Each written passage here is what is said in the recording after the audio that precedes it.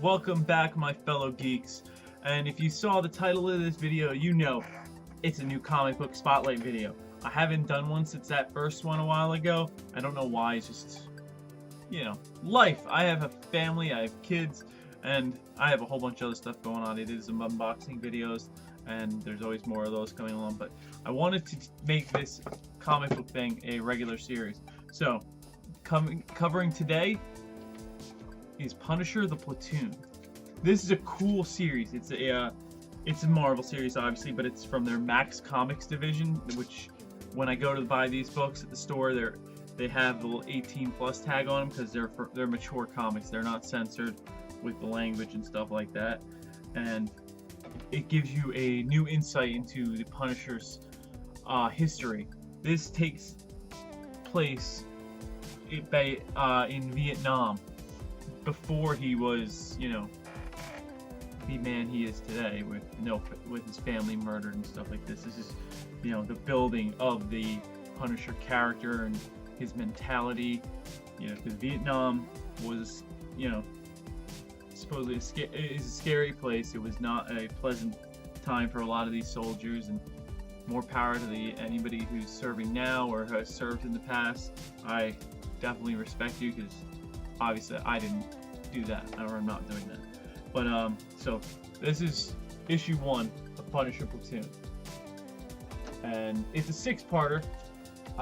Like I said, it's based off of Vietnam. Here, the way the story is laid out, it starts off with a couple characters in a restaurant being interviewed for an article about Frank Castle.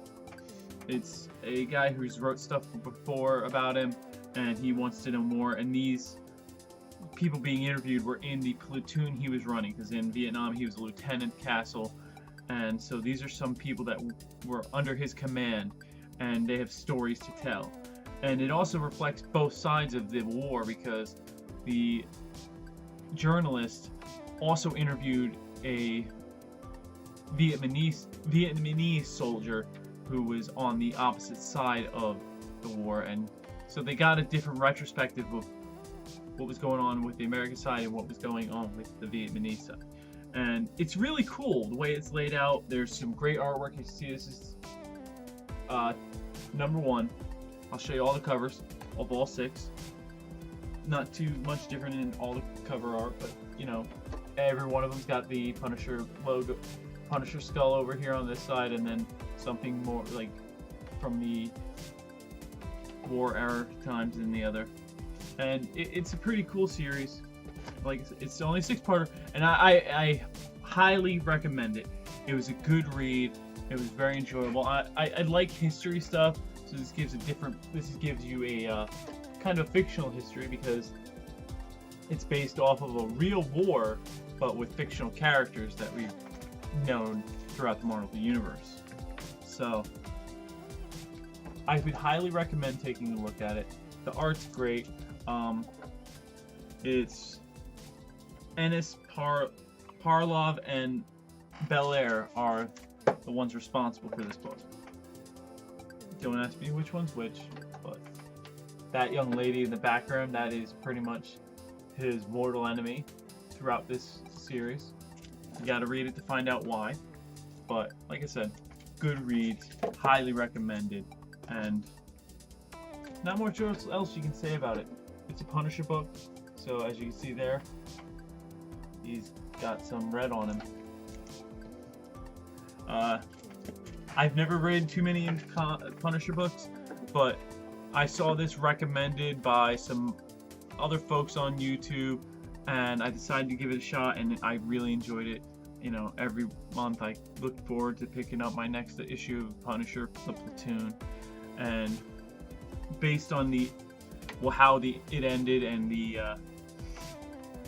writer's post, little thing at the end, it looks like they'll explore more into doing books like this again with Punisher, or maybe even other characters. So, as I said, Punisher the Platoon, it gets 2 thumbs up from me. Highly recommended.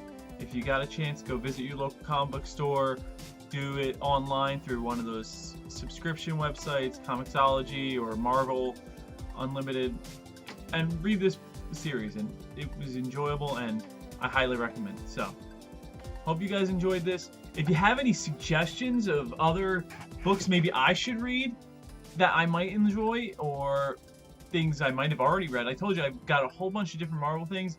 And if you got suggestions or anything, I'll look into them. I'll make a video about it if I did. You know, if you suggest something cool and I read it and I like it, I'll definitely post something up, my opinion about it. Other than that, keep geeking it.